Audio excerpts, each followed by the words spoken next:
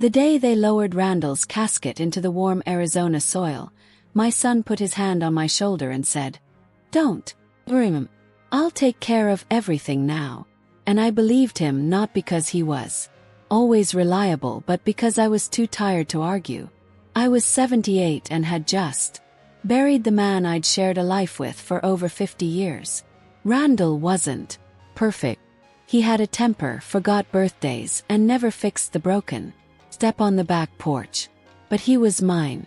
And more than anything, he made this old house feel full. Now, with the guests gone and the house quiet except for the creaking of the ceiling fan, I stood in the kitchen, not knowing what to do with my hands. The casserole dishes were stacked on the counter. Everyone had brought food like grief could be fed into silence. That night I slept sitting up in the recliner, the one with Randall's dent in the cushion. I couldn't face our bed, couldn't lie down where he used to breathe beside me. The house creaked like it was trying to remember how to be me. The next morning the doorbell rang at 6:40. I shuffled in my robe, thinking maybe someone forgot a dish. But it was Jared, my son. A duffel bag in one hand, a cardboard box under the other arm, and his phone clamped between shoulder and ear. "Just dropped the boys at school," he said, walking past me into the hallway. "They're staying with Mara this week." Blink. "You're here early." "Yeah, well, I figured you'd need help sorting things out. Paperwork, bills, insurance." He paused and looked around the living room. "Place hasn't changed a bit, huh?" "Liked it the way it was," I said. But he wasn't listening. By noon he had moved into the guest room. By evening he was making lists. "You shouldn't be alone, Mom. Not at your and this house. Well, you know, it's a lot to manage."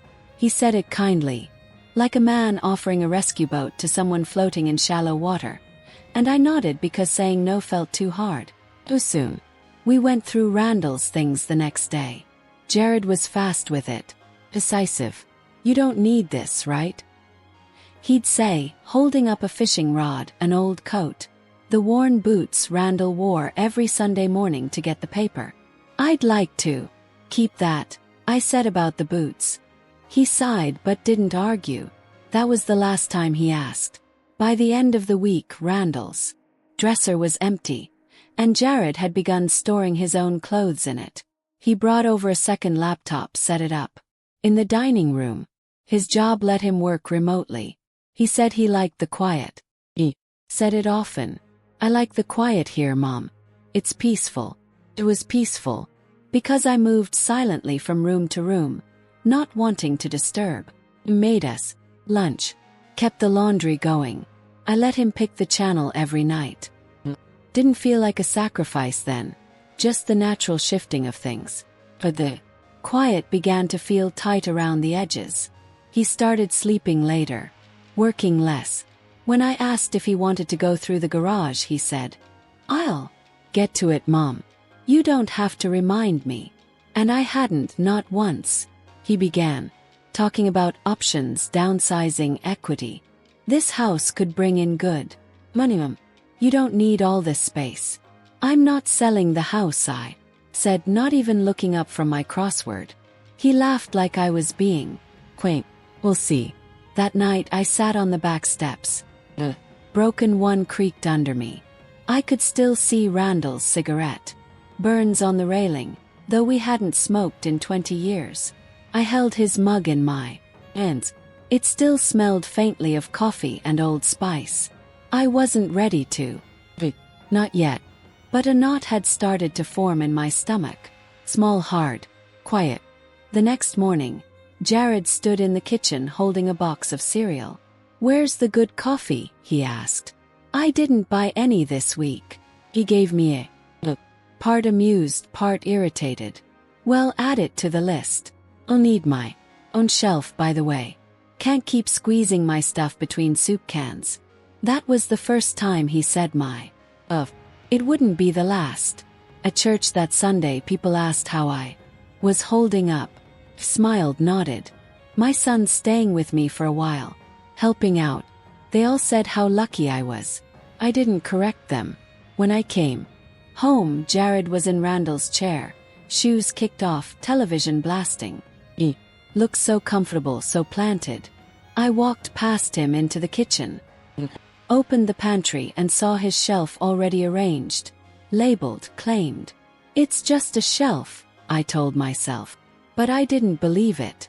He started calling it the house instead of your house. And each time he did, the word stuck in the air like a bad smell. Has the house been appraised recently? He asked one morning over toast.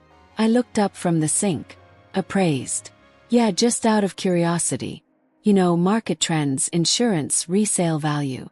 Things like that. I dried my hands slowly. No, I haven't. Jared nodded like, that confirmed something. I'll look into it. Might be good to know. The neighborhood's booming. I didn't answer. He took my silence for approval. It was becoming a pattern. That same afternoon, I caught him walking around the backyard with his phone out, taking pictures. Real estate tools, he said, waving it off. There's an app that estimates based on square footage and condition. He wasn't even trying to be subtle anymore. I sat on the porch and watched him measure the length of the fence with slow, confident steps, like he already owned the place, like he was taking inventory. That night he brought up renovations.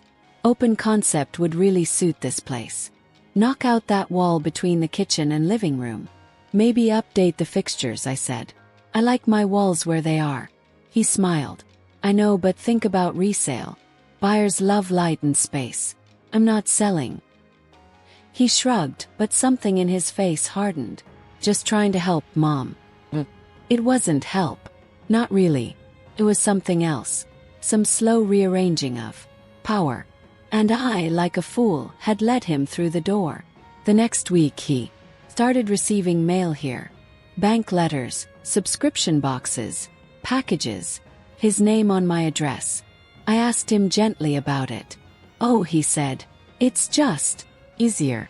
I'm here more than anywhere else these days, and you've got the space. He didn't ask. He never asked. He began sleeping in late, unshaved, shirtless, leaving cereal bowls in the sink. The guest room morphed into his bedroom. Shirts over chairs, dirty socks on the floor, drawers full of things he never unpacked. A man settling in. And still, he said, it's temporary, of course. I started sleeping poorly. The old bed creaked louder without Randall's weight on one side. I missed his snoring. I missed the little sound he made before rolling over. And in the silence, I heard Jared's phone calls. Long late-night conversations in the kitchen, laughing, pacing, discussing money. I overheard him say, it's a done deal. She'll come around. The house is practically mine already. That was the moment the knot in my stomach hardened into something sharper. At church, I ran into Nancy Duval, whose daughter had gone through something similar. My son-in-law moved in to help out, she said, air quoting the phrase. By the time she realized what was happening, she was sleeping in her own garage. I laughed politely, but I didn't tell her Jared had already taken the recliner and most of the fridge. 2 days later I caught him in the shed going through Randall's tools. He held up the drill. This one still works. Might sell it. I stepped forward. You're not selling your father's things. Mom, he said slowly, like I was being childish. He's gone. You don't need a dozen screwdrivers. Half of this stuff's just rusting. It's not about needing, I said, my voice lower than I expected. It's about respect. He rolled his eyes, then set the drill down with just enough care to pass as reluctant compliance. But I saw it, the irritation, the assumption of control. I stood there in the doorway of the shed long after he left, breathing in the dusty scent of metal, oil, and the faint memory of Randall's aftershave. I touched the wooden handle of the hammer he'd always used, the one with the chipped grip, and I made myself a quiet promise. This house is mine, and I will not be erased inside it. The first time he rearranged the living room, he didn't even mention it. I came back from the grocery store and found the couch pushed against the opposite wall, the coffee table gone. entirely, and Randall's old record player unplugged and shoved into the hall closet. "Don't worry," Jared said, sipping a soda with his feet on the ottoman. "I just moved some things around to make better flow. You'll love it once you get used to it." I stood there holding 2 heavy bags and didn't say a word. He didn't offer to help me unload them either. He just turned back to the football game and said, "Oh, we'll need to get a bigger TV if I'm going to keep working from home. That little thing's giving me a headache." Put the groceries away one by one, breathing slow, steady through the kind of anger that doesn't shout. Simmers. Randall used to say my silences were more dangerous than any storm. But Jared had never learned to read them. Same week he brought home a dog. No warning, no conversation. It was a Labrador mix, young and loud and completely untrained. "Found him at a shelter," Jared explained proudly. "Great with kids. I figured he'd be company for you." "I never said I wanted a dog," I replied, eyeing the animal's muddy paws on my carpet. "Well, you've got one now. See if we can't fatten him up a bit." He winked like this was some spontaneous adventure we were on together. The dog Diesel, he called it, destroyed one of my slippers, knocked over a lamp, and barked every time the wind changed. Jared never walked him. That task fell to me. He was too busy with work, which these days seemed to consist mostly of scrolling his phone and heating up leftovers. Then came the bedroom. Been sleeping on the couch for 2 nights, my back sore, neck stiff, because Jared claimed the guest room had a leak in the ceiling. I offered him my bed out of courtesy. "Just for the night," I said. He never gave it back. The next evening when I came down the hall with my robe and book, the door was closed. I knocked gently. "Oh hey," he said, cracking the door open. "Yeah," I spread out a bit. "Hope that's okay." Saw my robe hanging on the inside hook. My nightlight unplugged. Bed rearranged. I slept on the couch again. Randall's old blanket pulled over my legs. I stared at the ceiling fan and counted the slow, uneven turns until dawn. He began locking the bedroom door. "Just habit," he said when I asked. "Privacy, you know." The house was feeling less like mine with each passing day. Photos came down. New things appeared.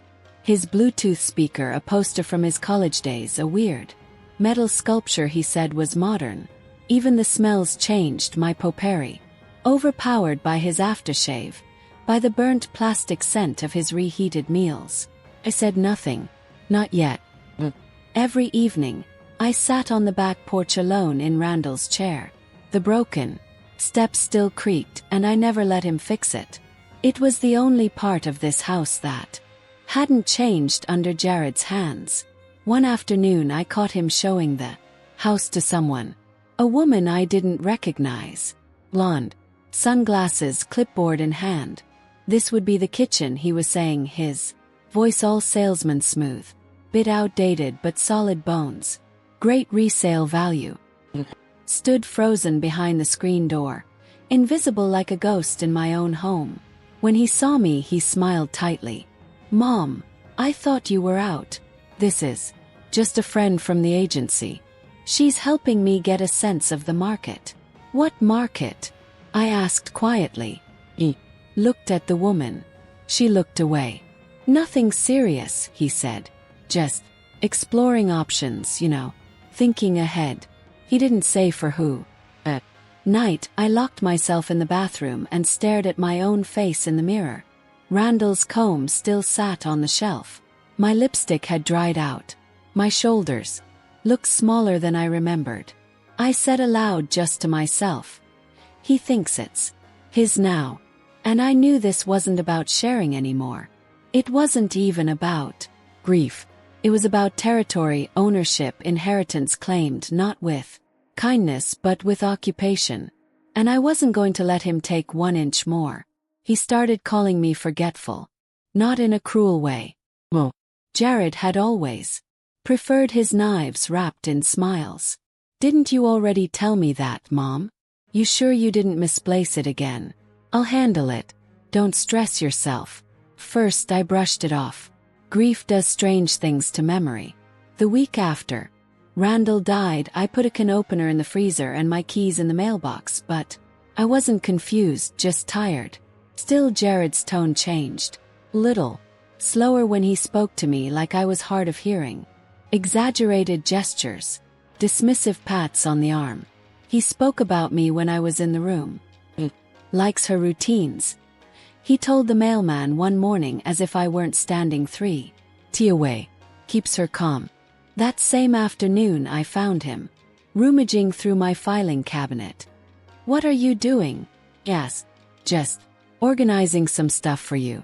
You had statements going back to 1996 in here. That's not safe. He had sorted everything into folders labeled with sticky notes. One folder was marked House Transfer Options. I pulled it from the pile and flipped it open. Prints, articles, a list of Arizona real estate attorneys. Jared, I said slowly. What is this? He leaned against the desk. Just information. You should know your options, that's all. Close the folder. These are your options, not mine. He smiled, but it didn't reach his. It's the same thing now. That night I couldn't sleep. My back hurt from the couch, but it wasn't just that. Something else gnawed at me. Something bigger than Jared's presence, or the noise, or the dog. He thought I had no allies, no leverage. Just an old woman in a worn-down house, too soft to resist and too tired to fight. And maybe I had been until now. The next morning, I went to the bank, put on my best blouse, combed my hair, took the little cloth bag of important documents, the deed, the will, Randall's death certificate. The branch manager, a man in his 40s with kind eyes, listened carefully. I want to make sure my assets are protected, I said. From my family if necessary. He didn't flinch. You're not. First, we set up a new password, removed Jared's access. Signed documents with a hand steadier than I expected. He offered to call a financial advisor, someone who can talk you through the next steps. Quietly, I nodded and discreetly, I came home to find Diesel, the dog, chewing on the arm of my favorite chair. Jared was nowhere in sight, just a half-eaten sandwich on the counter and his laptop open, buzzing with notifications. I sat in the kitchen and waited. When he came in an hour later, he looked surprised. You're up early. It's past noon, I said. He laughed. Yeah, well, late night. Work's been crazy. Jared, I said quietly. I'd like my room back. He blinked. What? My room. The master. I've been sleeping on a couch in my own home for 2 weeks. He stared at me like I'd spoken in another language. But I've got all my stuff in there. You can move it. The guest room is fine for you. His face changed, not angry but calculating. Is this about the filing cabinet? Yes. No, I said. It's about respect. Come on, Mom. He tried to laugh it off. We're family. That's exactly why this matters. He didn't answer. Just stared at me. Then walked down the hall and slammed the door. I spent the afternoon moving boxes. Bit by bit I took my clothes back, my books, my nightlight, my hand cream. Placed Randall's photo back on the dresser where it belonged. At dinner, Jared didn't speak to me, just reheated a frozen pizza and ate in silence. The dog growled when I passed. The next morning, the locks on the bedroom door were changed. He'd installed a keypad. I need privacy, he said without looking up. It's nothing personal. No, nothing personal at all. But I sat on the back step that evening and ran my fingers over the cold chipped wood and thought, this house remembers who it belongs to, and soon so will he. It was at dinner that the words came out as casual as if he were announcing the weather. Jared had ordered takeout Chinese because, as he said, why waste time cooking when we've got money for better? He was on his second beer, his sleeves rolled up, the dog asleep at his feet. The television hummed in the background, while he scrolled his phone with one hand and shoveled low mine with the other. Then he looked up at me, grinned, and said to no one in particular, "Soon this house will be ours, boys." The words landed like glass shattering on tile. I glanced toward the corner of the room. His sons, my grandsons, were half listening, faces lit by the glow of their iPads. Neither looked up. Maybe they'd heard it before. Maybe this wasn't the first time he'd said it. I set my fork down carefully. "What did you just say?" Jared blinked, then smirked as if he hadn't realized I was paying attention. "Relax, Mom. I'm just saying the boys love this place. Big yard, quiet street. It'll be a good home for them one day." "One day," I repeated slow and flat. "Not today. Not while I'm still breathing." He laughed. "Nobody's pushing you out. You'll always have a spot here. But you know what Dad would have wanted? Security for the family. Your father wanted me safe. He told me that 100 times. Safe with us." Jared countered quickly. "Look, Mom, it's just logical. Houses get passed down. That's how it works. You don't need to worry yourself about maintenance and taxes. I'll handle all that. You can just live here as if I were a guest, a tenant." I folded my napkin, placed it on the table and stood. "This is my house, Jared. Randall and I built our life here, paid every bill, mended every crack. I'm not handing it over because you've decided you're tired of rent." His smile slipped. "Just a little. You're being dramatic." "Am I?" He didn't answer, just turned back to his food. The boys exchanged a glance, then went back to their screens. That night, I couldn't bring myself to go near the couch. I sat instead in the kitchen with the light off, Randall's photo in my lap. His smile in that picture, half proud, half tired, seemed to say, "Are you going to let him walk all over you, Mabel?" I whispered back, "Not anymore." The next morning, Jared was already on the phone when I came in. His voice carried easily. "Yes, I've got the deed. Well, technically, it's in her name still, but she'll sign. She doesn't need all this space." A pause, then lower. "She's 80. She'll come around." I stopped in the doorway. He froze when he saw me, then covered the phone and muttered, "Business call. Nothing important." But I'd heard enough. After he left that afternoon, I took out a shoebox I hadn't touched in years. Inside were all the papers Randall and I had guarded carefully. The deed, the insurance, the mortgage documents marked paid in full. My name in black ink. Steady, permanent. I laid them out on the kitchen table like cards in a game. Proof, my shield. I imagined Jared's face when he realized I wasn't the frail woman he thought I was. That evening when he came back, smelling of beer and cigarettes, I asked him straight, "Jared, do you believe this house belongs to you?" He chuckled. "Mom, come on. Don't twist things. Just trying to look out for the family. Answer me." His eyes flicked toward the hallway, toward the locked master bedroom. He didn't answer. That silence told me more than any words could. I knew then if I didn't draw a line soon, there wouldn't be a line left to draw.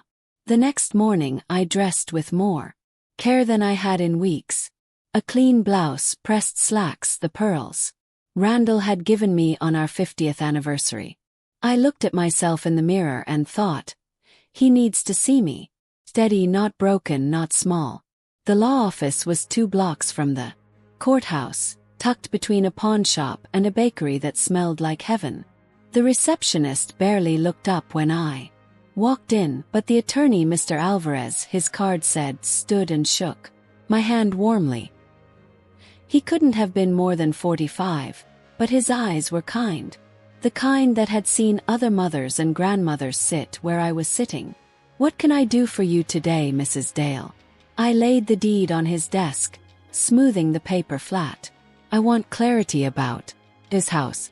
My son, he says things, makes suggestions, acts like it already belongs to him. I need to know exactly where I stand." He scanned the deed, nodded once. "It's very simple. The property is in your name alone. Bill, you are alive, no one can force you to give it up, sell it, or transfer it. unless you choose. No power of suggestion, no casual promises change that. I exhaled a breath I didn't know I was holding. So he has no claim. Not unless you sign it over. Even then, it would be permanent. That's why you must be cautious. A signature is forever. I pressed my palms together. He talks like I'm already halfway in the grave, like I don't have a say anymore. Mr. Alvarez leaned forward, his voice gentle but firm. You have the only say that matters. As long as you can hold a pen, this house is yours. Don't let anyone convince you. Otherwise, I sat straighter. And if he tries, then you call me immediately. When I left the office, the sun felt hotter, sharper. But inside me, something colder had settled. The truth solid, heavy, unshakable. That evening, Jared came home late, loud, dropping his keys on the counter. Where have you been all day? Down, I said simply. He raised an eyebrow. Shopping? No, at a lawyer's office. That stopped him. For once, he didn't have a ready line. I wanted to be clear. About my rights, I continued. And I am. This is my house, Jared. No one else's. His jaw tightened. He gave a short laugh. You think I'm trying to steal from you? Is this, Mum? I'm your son. Everything I do is for. Then prove it, I said softly. By respecting what's mine. He stared at me, eyes narrowing. Then he grabbed a beer from the fridge and left the room without another word. I sat at the kitchen table, hands folded over the Randall's photo watched from the mantel. I whispered, I did what you'd have done, love. Drew the line. But drawing a line only matters if you defend it. And I knew Jared wasn't finished. Later that night I heard him on the phone again, his voice low, sharp. She went to a lawyer, he muttered. Yeah, I don't know what she thinks she's doing, but trust me, she'll cave. She always does. I lay on the couch in the dark, eyes open, breath steady. Not this time. Started with the car keys. I was heading to the store. Purse on my shoulder. List folded neatly in my pocket. When I reached for the little dish by the door, the keys weren't there. I searched the counter, the table, even checked my coat pockets. Nothing. Then Jared strolled in, jingling them in his hand. Oh, those. Figured I'd take the car today. Need to run some errands. I stared at him. Have your own truck. Slow on gas. This one's better on mileage anyway. He tossed the keys in the air, caught them. I'll be back later. The word surprised both of us. Firm, sharp, unshaken. That's my car, Jared. Don't take it without asking. Give me the keys. He blinked, then smirked. Don't get worked up, Mom. You're not going far anyway. I'll fill it up for you. Bring it back. Relax. I stepped forward, held out my hand. Something shifted in his face. Amusement curdling into annoyance. He dropped the keys into my palm a little too hard, like a dare. Fine, but you don't have to. Bite my head off. I closed my fist tight around them. For the first time since he'd moved in, I hadn't yielded. That night, the air in the house was different. Tense, restless. He sat in the recliner with the television blaring. His beer sweating on the side table, glancing at me like I was some new inconvenient problem. The next morning I found the fridge nearly me. The bread, the eggs, even the leftover soup I'd made were gone. Boys were hungry, he said when I asked. Lighten up. Food's food. So I went to the store again, alone, my spine straighter than it had been in years. When I came home with bags, Jared was sprawled on the couch, shoes on the armrest. He didn't move to help, just said, Did you get the good coffee this time? I set the bags down with a thud. Jared, you're not my husband. You are not the head of this house. You're a guest and you've overstayed your welcome. His head snapped toward me. Excuse me. You heard me. He sat up, slowly, eyes narrowing. After everything I've done for you, I'm the one keeping this place running. You'd be lost without me. Almost Laugh. An ugly, bitter laugh that burned in my chest.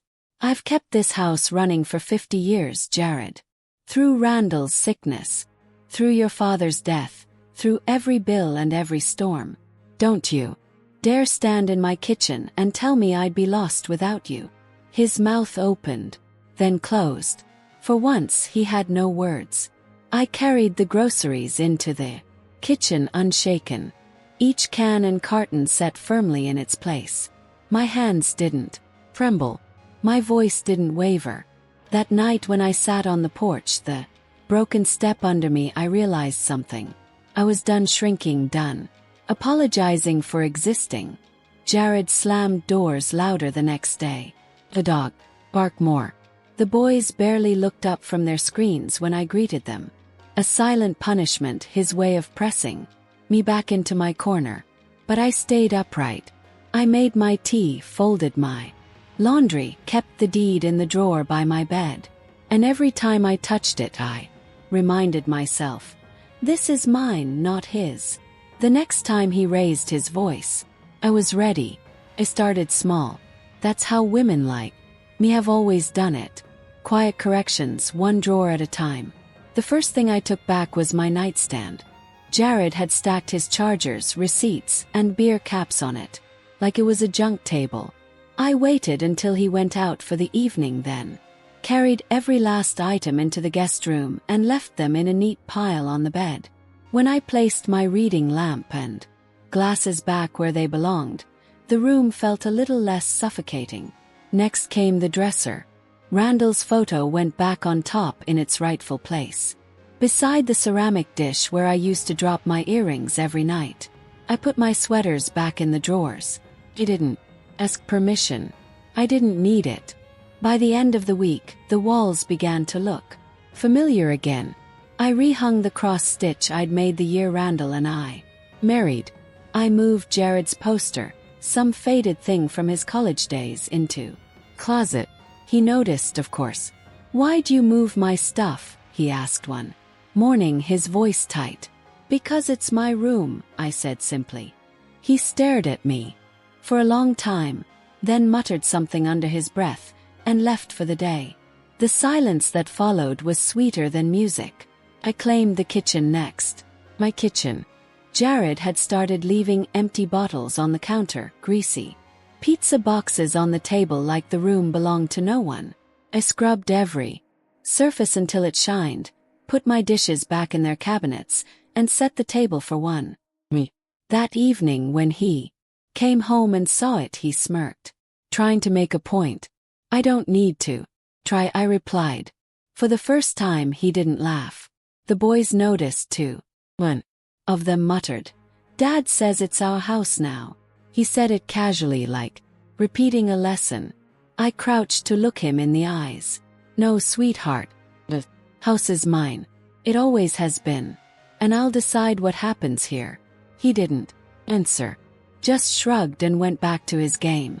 But the words had been said aloud, and that mattered. I took back the porch after that. Randall's chair had become Jared's favorite smoking spot.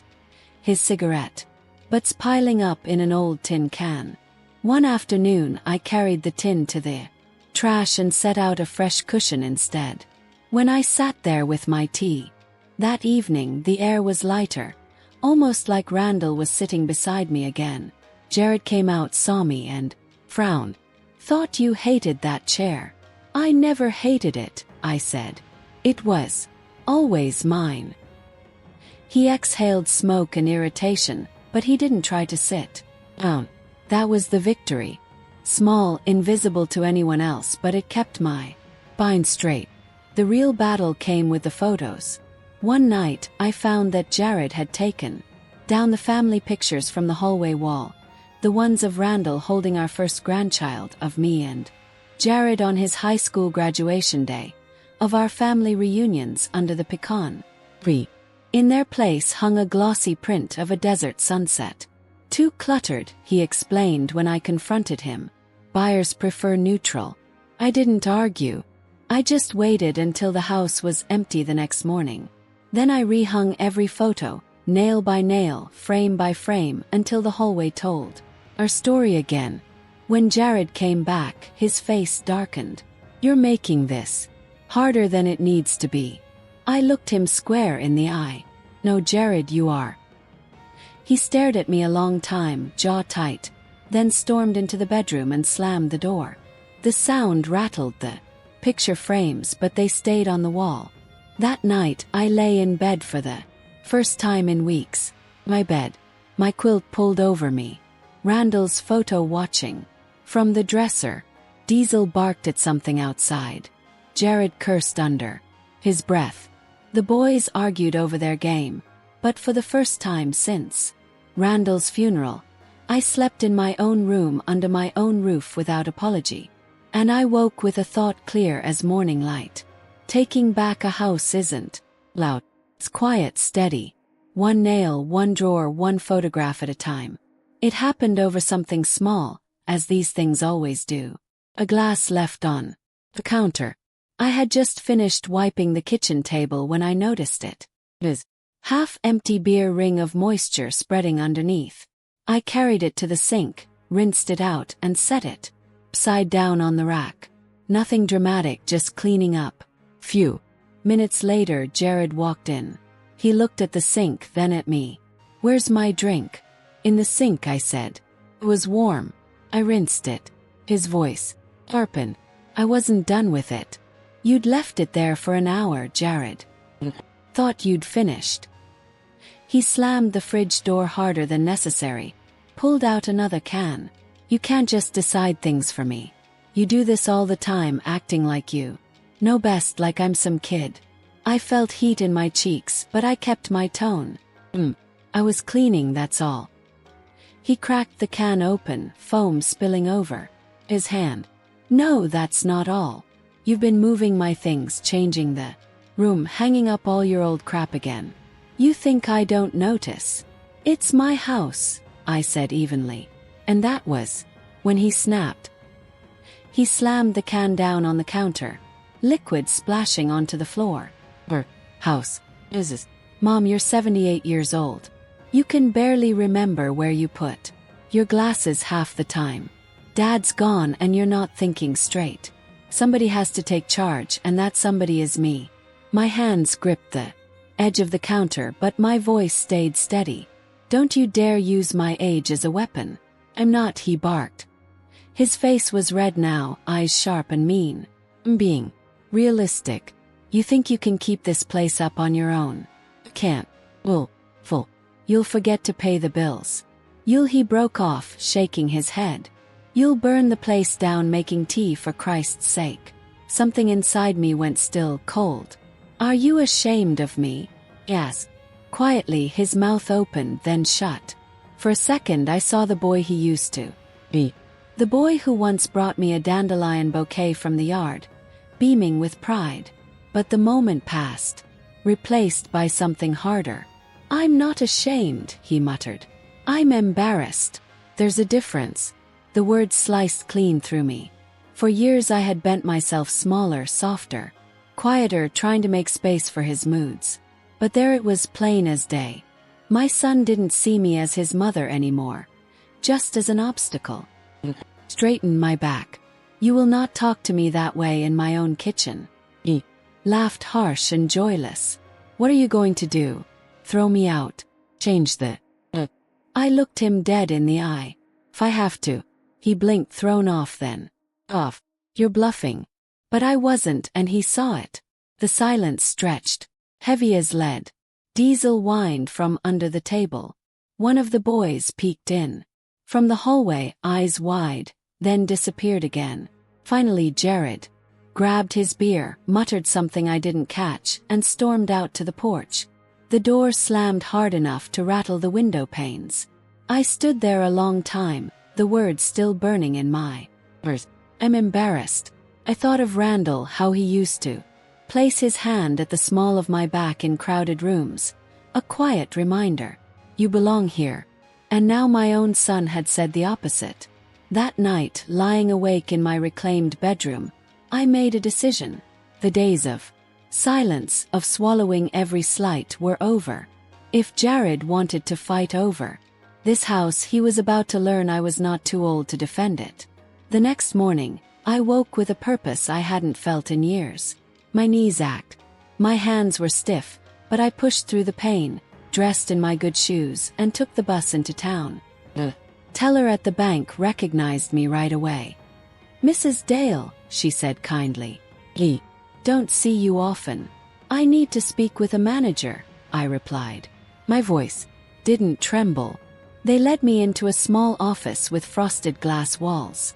The manager, a young man named Carson, smiled politely. "How can I help you today?" Set my folder on his desk. Deed, account statements, power of attorney documents. Jared had convinced me to sign years ago when Randall was sick. "I want to change some things. Effective immediately." Carson scanned the papers, nodding. Slowly. "All right. What are you looking to do?" "I want every account secured with a new password. No shared access.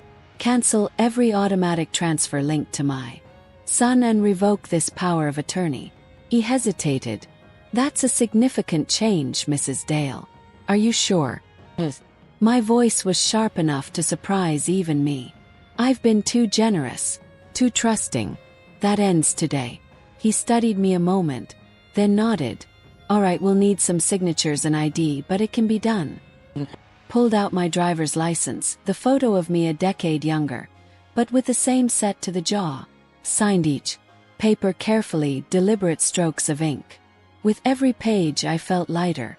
When we finished, Carson handed me a receipt folder. "Everything is updated. Your son no longer has access. If he tries to use those accounts, it will be flagged." "Good," I said. "That's exactly what I want." Walking out of the bank, the sun seemed brighter. I bought myself a sandwich from the deli across the street, sat on a bench and ate it. Slowly. For once, I wasn't rushing home to cook for someone else. I was feeding myself. When I returned, Jared was in the driveway, put up on his truck phone, wedged between his shoulder and ear. His voice was sharp. "I don't know what's wrong with the transfer. It should have cleared this morning." "What do you mean?" "Declined." He saw me and lowered the phone. His eyes narrowed. "Mom, did you touch the accounts?" Walked past him calmly, purse on my shoulder. I secured what's mine. He followed me inside, slamming the door behind him. "Do you have any idea what you've done?" Had bills lined up. Agreements. I set my bag down and faced him squarely. "Your agreements are not my responsibility. Your debts are not mine. That money is for my life, not your convenience." His voice rose. "Move. Lost it. You're not thinking clearly. This is exactly why I should be in charge." "No, Jared." Cut him off, my tone quiet but unshakable. "This is why I should never have let you near my accounts in the first place." He froze, mouth open, no words coming. Continued. "The bank knows. The lawyer knows. Every document says the same thing. This house is mine. The money is mine. And the decisions are mine. You can't take that from me." The silence that followed was heavy. Diesel barked once, then whimpered and went quiet. Jared finally shook his head, muttering, "Unbelievable," before storming out the back door. Stood in the kitchen, Randall's photo watching from the mantel. My hands shook from the adrenaline, but I didn't collapse. I didn't second guess. For the first time in years, I had drawn the line with ink as well as words, and I knew the fight was just beginning. It happened the night after I came back from the bank. I'd gone to brush my teeth, pajamas neatly folded at the end of my bed, Randall's photo on the dresser where I'd placed it again. When I turned the knob to my bedroom, the door wouldn't open. I tried again. "Jared," I called down the hall. No answer. I knocked harder this time. "Jared, open this door." His voice came muffled from inside. "I need some space." You've been difficult lately. This is my room. You'll be fine on the couch," he said as if it were the simplest solution in the world. "You like falling asleep in front of the TV anyway." Stood there, palm pressed against the door, blood rushing in my ears. He'd Actually locked me out of my own bedroom. The rage didn't come like thunder. Came like ice. Low. Deliberate, cold. Alright, I said finally. If that's how you want it. I didn't sleep that night. I sat in Randall's old recliner blanket around my shoulders, listening to the steady thrum of Jared's snores through the wall. Every time I closed my eyes, I saw Randall standing in the doorway, shaking his head the way he used to when someone crossed the line at work. You going to let him get away with that, Mabel? By morning my mind was set. While Jared was still sleeping, I called a locksmith. A man named Tim arrived within the hour, toolbox in hand. Morning, ma'am. What seems to be the problem? The locks, I said. All of them. I want them changed today. He blinked, surprised. All of them? Yes, every door. Inside and out. Tim hesitated, then nodded. All right. Shouldn't take more than a couple hours. The sound of drills and clicks echoed through the house. Kept glancing toward the guest room where Jared slept. His truck parked crooked in the driveway, his shoes tossed in the hall. He had no idea the walls around him were changing, one lock at a time. By noon, Tim handed me a small envelope.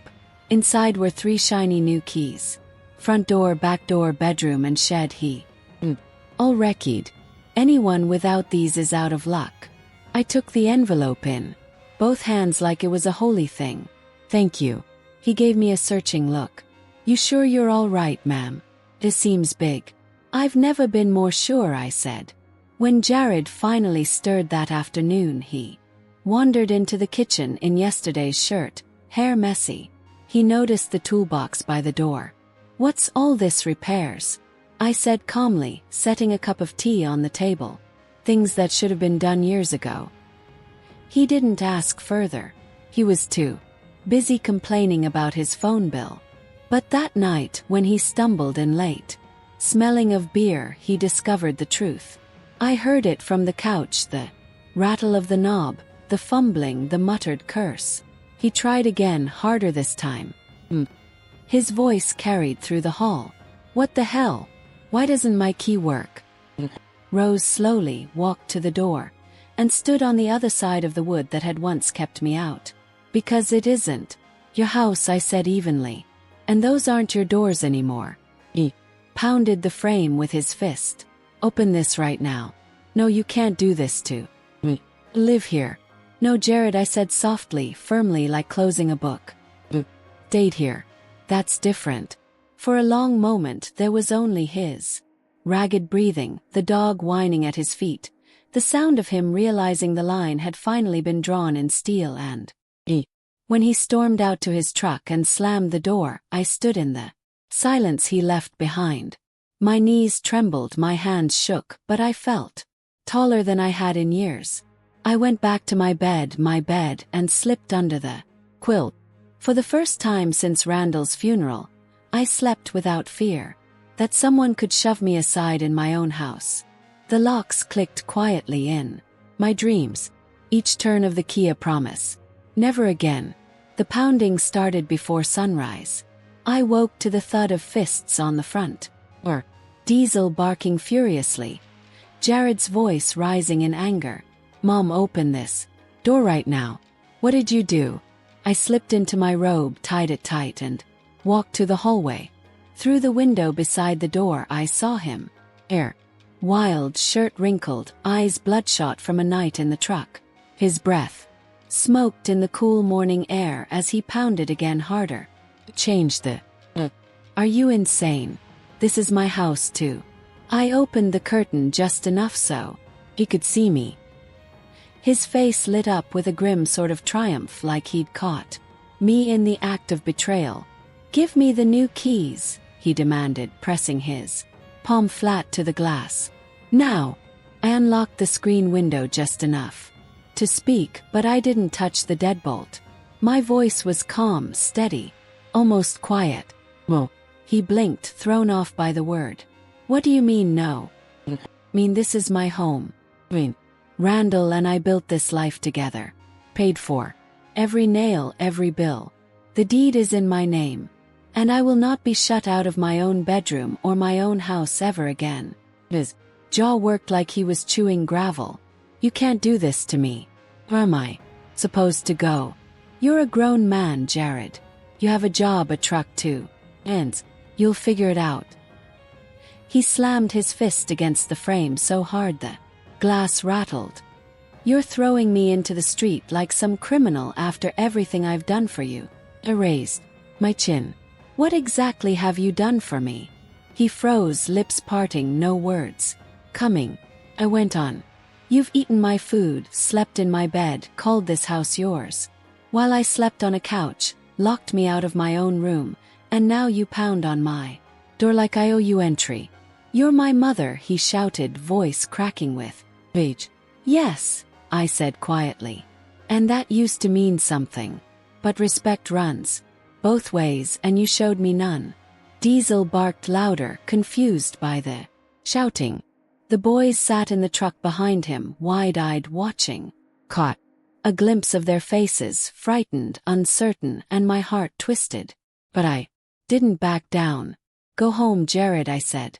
Wherever that is now, because it isn't here. For a long time, all I heard was his ragged breathing. Then he spat out a curse and kicked the porch step. The old wood cracked further, the same step Randall had always promised to fix. You'll regret this, he said finally, voice low and venomous. You'll regret turning on your own family. Better regret than surrender, I replied. He stared at me one last time, eyes dark, with something I didn't recognize anymore. Anger, yes, but also fear.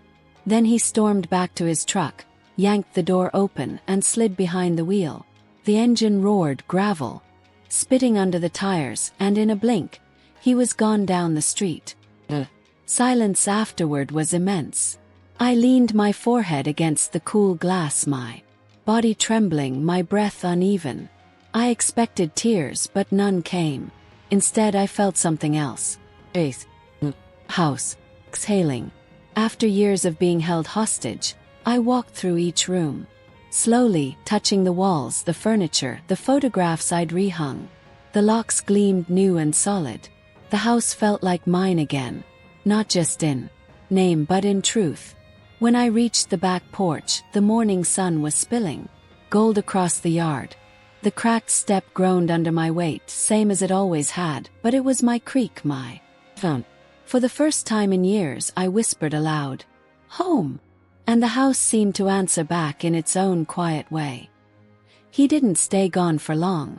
By late afternoon, the phone started ringing. Over and over, his name flashing on the screen.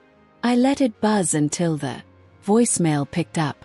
Then the text messages came. Short, clipped, furious. "You can't lock me out. This is illegal. I'll take you to court.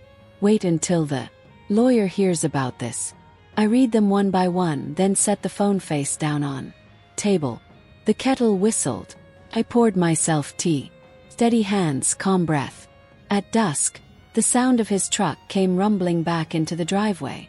I stood in the kitchen, listening to his boots crunch across the gravel, then the knock. Loud, insistent. His voice was raw, urgent. "We need to talk." I opened the curtain beside the door, but not the lock. His face was flushed. His shirt wrinkled like he hadn't changed all day. He looked less like a son and more like a cornered man. "You can't do this," he said, forcing calm into his tone. "You can't just throw your own son out. The law is on my side here." "No, Jared," I said evenly. "The law is on mine." He blinked, caught off guard. I held up a folder against the glass so he could see. I went to the lawyer. I went to the bank. Every paper, every deed, every count is in my name. This house is mine and you have no claim. When his jaw tightened. "We'll see what a judge says." I almost smiled. "A judge will say the same thing. You have no rights to what you didn't earn and don't own." For a moment he just stood there, his hand twitching against the porch rail.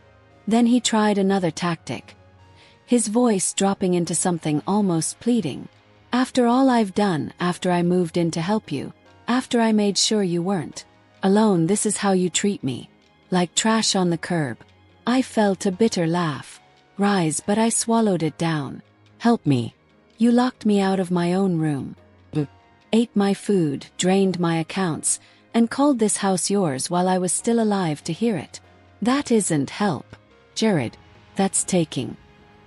He flinched, the truth landing sharper than any accusation.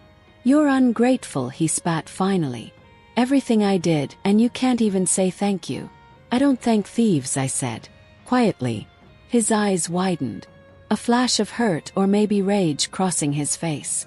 You think I'm a thief? I think you wanted what was never yours. And you thought I was too old, too weak to stop you. The silence between us was thick, heavy. Diesel whined in the truck, the boys shifting restlessly in the back seat, their faces pale in the dimming light. Jared leaned closer to the glass, his breath fogging it. You'll regret this, Mom. When you're alone, when no one comes to help you, you'll wish you'd let me stay. I didn't flinch. Better alone than disrespected. His hand slammed the door frame, but the lock held. The new steel didn't even rattle. He cursed under his breath, turned on his heel, and stalked back to the truck. The engine roared, the tires spat gravel, and then he was gone again. I stood there for a long time, the folder still in my hand, the documents inside steady and undeniable. My knees shook, but my spine did not. Randall's photo caught the last of the evening light on the mantel. His smile faint and knowing. I whispered to him, showed him the papers. I showed him the truth. And for the first time in years, I felt not like someone's frail mother, but like the woman Randall had loved. Clear, certain, unyielding. The phone rang again the next morning, but this time it wasn't Jared's name on the screen. It was Ethan, my eldest grandson. I hesitated before answering. His voice came fast, urgent. Grandma, what's going on? Dad says you locked him out, that you're being unreasonable. I closed my eyes, breathed slowly. Ethan, I need you to listen to me carefully. Your father wasn't locked out. He was asked to leave. There's a difference. Pause, then sharp. But where's he supposed to go? You can't. Just he's your son. I know who he is, I said softly. But being my son doesn't mean he owns me or this house. His voice cracked. He said you're confused. Maybe you don't know what you're doing anymore. My hand tightened on the receiver. For a moment, Randall's words echoed in my head. Don't ever let them paint you weak. Ethan, I said firmly. I've never been clearer in my life. This is my home. The deed is in my name. Every bill for the last 50 years has my name on it. Your father is angry because I told him the truth he didn't want to hear. Silence, then a reluctant, but he's dressed, Grandma. The mortgage, the loans, Toby's school. It's a lot. My chest tightened. I almost said, I know I'll help. Well, habits die hard. But then I remembered the thick folder of bank transfers, the endless receipts, the years of quiet taking. I love you, Ethan, I said, instead. And your brother too. But I am not a bank. I am not a hotel. If you want to visit me, my door is open. But if you come here to demand or take, that door will stay closed. He was quiet a long moment. So that's it. Yes. Finally. You're just cutting us off. I'm setting boundaries, I corrected. Boundaries that should have been set years ago. Before he could argue more, I added gently. You boys still have your whole lives ahead. Your parents have jobs. They can make their own way. Carried more than my share, and it ends now. I heard his breath catch. Whether from anger or hurt, I couldn't tell. Then the line went dead. Not long after, my younger grandson called. His voice was softer, almost hesitant. Grandma, Dad's really mad. He says you hate us. My heart twisted. Oh, sweetheart, hate is the last thing I feel for you. I love you with everything I have, but love doesn't mean letting people walk all over you. Do you understand? He didn't answer, just sniffled quietly. I miss you, he whispered. Tears stung my. I miss you too. You can always come visit me anytime. But your father has to respect me first. After we hung up, I sat at the kitchen table staring at the phone. My hands shook, but not from weakness, from the weight of holding my ground. For years I had believed that keeping peace meant giving in. That if I sacrificed a little more, wrote one more check, swallowed one more insult, I'd keep my family close. But it had only pushed them further, teaching them to see me as a resource instead of a person. Now the lesson had to change. The kettle whistled. I poured myself tea and whispered to the empty chair across from me. Randall, I think they finally know I mean it. The house was silent except for the creak of the old fan, but somehow I felt him there nodding in approval. The house was quiet again. Not the heavy silence of grief after Randall died, nor the tense hush of Jared's footsteps pacing through every room. This was a softer quiet, the kind that wrapped around me like a blanket instead of pressing on my chest. I sat in my chair, by the window, tea steaming in my favorite cup, and let my eyes travel across the living room. Randall's photo back on the mantel, the old quilt folded neatly over the couch, the nightstand lamp glowing with the same warm light I'd used for decades, everything back in its place. For the first time in months, I didn't feel like a guest in my own home. The phone lay on the counter buzzing every so often. Jared's number. Sometimes Mara's once or twice. Ethan's. I let it ring. Whatever they wanted from me, I already knew the words. No more transfers. No more favors. No more apologies for being alive. I wasn't angry anymore. Not the way I thought I'd be. Anger had burned hot in me once when Jared called me forgetful when he said I'd burn the place down making tea. But that fire had cooled into something steadier, a steel thread running through my spine. I wasn't fighting anymore. I had already won because winning wasn't about shouting him down or proving myself in court. It wasn't even about showing the papers to his face. Winning was this. Sitting in my own chair in my own house, with no one to shove me out of my room or tell me I didn't belong. Thought of my grandsons, their voices on the phone uncertain, caught between loyalty and fear. Maybe one day they'd understand. Maybe not. But at least now they'd know where the line was. I thought of Randall. How he'd warned me, half joking but always serious underneath. Don't let them sit on your neck, Mabel. Even if they're your own flesh and blood. I hadn't listened for years. Tonight, sitting in the quiet, I finally had. The locks gleamed new on every door. I touched the keys in my pocket, cool and solid, the sound of them clinking like music. This was not about revenge, not about cruelty. It was about dignity, about reclaiming the right to my own life, my own walls, my own bed. Sipped my tea and let the steam warm my face. I didn't want a war, I whispered into the silence. I just wanted my home back. And now I had it. The night deepened outside, cicadas buzzing in the dark, the porch light casting a golden pool across the cracked step Randall never fixed. I smiled at it, at the imperfection of it all. 'Cause it was mine. Every creak, every chip, every faded corner mine. When I turned off the lamp and headed for bed, my steps were steady. My breath was calm. For the first time in a long time, I belonged in every inch of this house. And as I slid under the quilt, keys safe on the nightstand, my last thought was simple, clear and certain. I had not lost a son. I had regained myself. If you're reading this and you've ever felt small in your own home, ever felt erased by the very people you loved most, remember this. You are not too old, too weak, or too late to take back your dignity. Don't let anyone claim your life as theirs. Don't wait for permission to stand up. Change the locks if you have to. This is your house, your life, your name on the deed. Take it.